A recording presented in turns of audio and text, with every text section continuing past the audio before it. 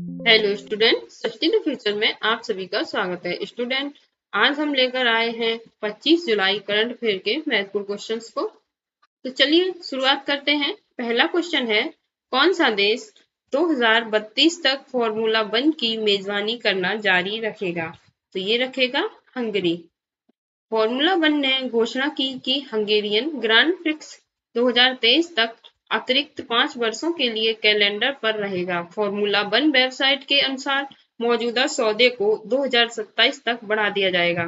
नया समझौता इस घोषणा के बाद हुआ है कि हंगारोरन आने वाले वर्षों में महत्वपूर्ण विकास और नगरीकरण से गुजरेगा, जिसमें एक नई पिट बिल्डिंग और कुछ और मुख्य ग्रैंडस्टैंड शामिल हैं।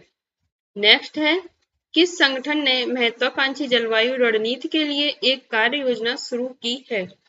तो ये शुरू की है खाद्य और कृषि संगठन ने। खाद्य एवं कृषि संगठन, इसे शॉर्ट में FAO कहते हैं।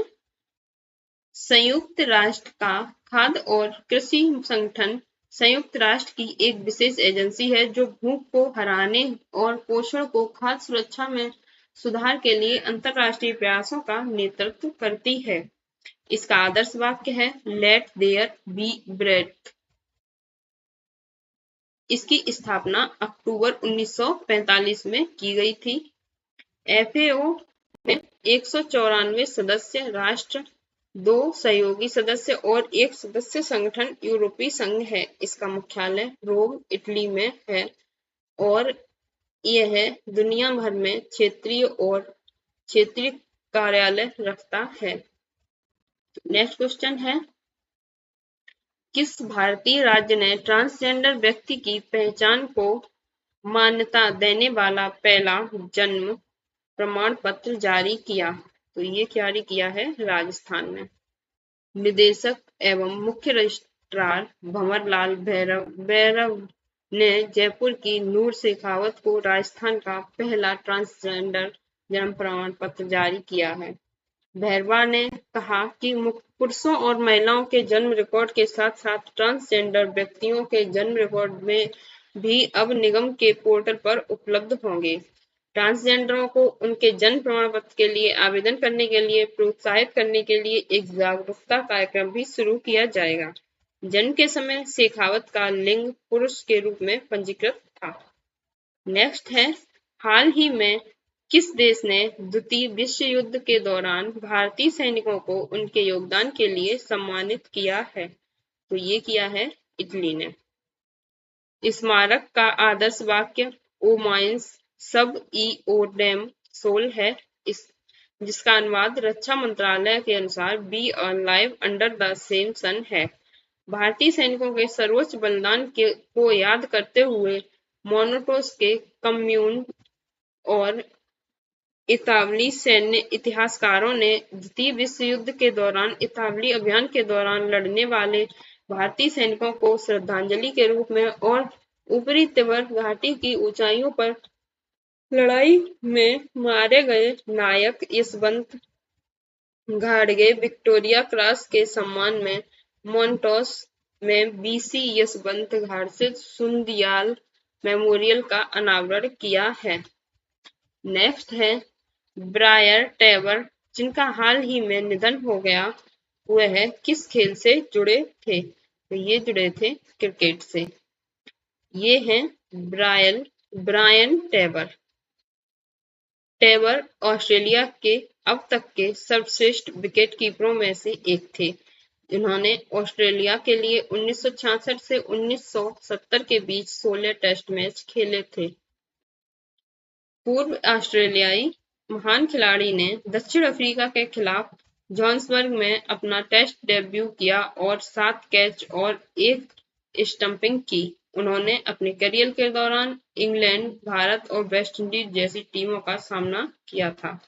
नेक्स्ट है, भारत ने किस देश को मिसाइल कॉर्वेट INS किरपन उपहार में दिया? तो ये दिया है वियतनाम ने। यह पहली बार है कि भारत ने किसी मित्र विदेशी देश को पूर्णतः कार्यात्मक कॉर्वेट सौंपा है। नौसेना प्रमुख ने कहा कि वियतनाम पीपुल्स नेवी को मिसाइल कॉर्वेट का, ये कुछ मिस्टेक हो गई है। नौसेना प्रमुख ने कहा कि वियतनाम पीपुल्स नेवी को मिसाइल कॉर्वेट का स्थानांतरण भारत के G20 दृष्टिकोण वसुधैव कुटुंबकम, एक पृथ्वी एक परिवार एक भविष्य को प्रतिबिंबित करता है।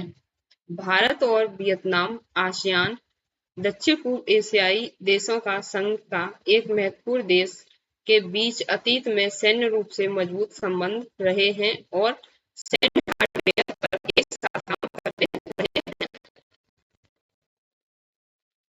नेक्स्ट क्वेश्चन है, जुलाई 2023 में भारतीय क्लब ने स्वीडन में गोथिया कप जीतकर इतिहास रचा। तो ये जीता है Minerva academy. Minerva academy FC ने इतिहास रच दिया क्योंकि यह ब्राजील की टीम ऑर्डिन एफसी को हराकर स्वीडन में आयोजित गोथिया कप जीतने वाला पहला भारतीय क्लब बन गया। लड़कों के 13 वर्ग में मिनर्वा ने ऑर्डिन को 3-1 से हराया। गोथिया कप दुनिया का सबसे बड़ा और सबसे अंतरराष्ट्रीय युवा फुटबॉल टूर्नामेंट है। प्रत्येक वर्ष 80 देशों के साथ 1700 टीमें भाग लेती हैं और वे 110 पिचों पर 4500 खेल खेलती हैं। नेक्स्ट है, कोरिया ओपन 2023 का खिताब किसने जीता? तो ये जीता है सात्विक और चिराग ने। ये हैं सात्विक और चिराग। अब देख लेते हैं बैडमिंटन के बारे में। इसका सर्वोच्च शासी निकाय अंतर्राष्ट्रीय बैडमिंटन फेडरेशन है। अंतर्राष्ट्रीय बैडमिंटन फेडरेशन की स्थापना 1934 में हुई थी। बाद में इसका नाम बदलकर बैडमिंटन वर्ल्ड फेडरेशन कर दिया गया। इसका मुख्यालय मलेशिया के कुआलालंपुर में है। बैडमिंटन एसोसिएशन ऑफ इंडिया की स्थापना 1934 में हुई थी।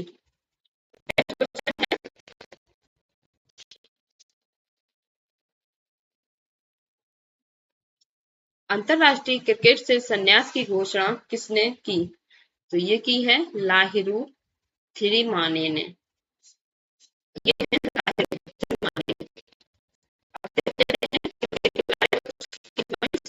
पहला आधिकारिक क्रिकेट टेस्ट मैच वर्ष 1877 में ऑस्ट्रेलिया और इंग्लैंड के बीच मेलबर्न में खेला गया था। पहला एक दिवसीय अंतर्राष्ट्रीय क्रिकेट मैच वर्ष 1971 में मेलबर्न में इंग्लैंड और ऑस्ट्रेलिया के बीच खेला गया था। एक दिवसीय मैचों का पहला विश्व कप 1975 में लंदन में खेला गया था। विश्व क्रिकेट की सर्वोच्च संस्था इंटरनेशनल क्रिकेट काउंसिल है और इसका मुख्यालय अब दुबई में है। पहले यह लॉर्ड्स में था। आईसीसी की स्थापना 1909 में हुई थी। भारतीय क्रिकेट कंट्रोल बोर्ड का गठन 1927 में हुआ था।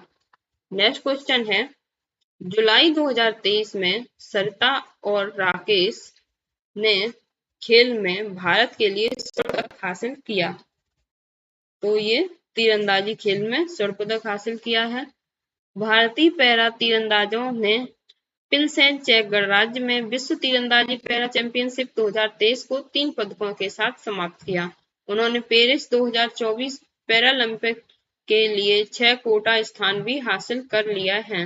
राकेश और सरिता की जोड़ी कंपाउंड रैंकिंग राउंड में 1398 के नए रिकॉर्ड स्कोर के साथ शीर्ष पर पहुंच गई है। पदकों के साथ सरिता, राकेश कुमार और शीतल देवी ने फाइनल में पहुंचने के लिए पेरिस 2024 पैरालंपिक के लिए कोटा स्थान भी जीता है। तो स्टूडेंट, ये थे आज के करंट अफेयर क्वेश्चन। अगर आपने अभी तक वीडियो को लाइक नहीं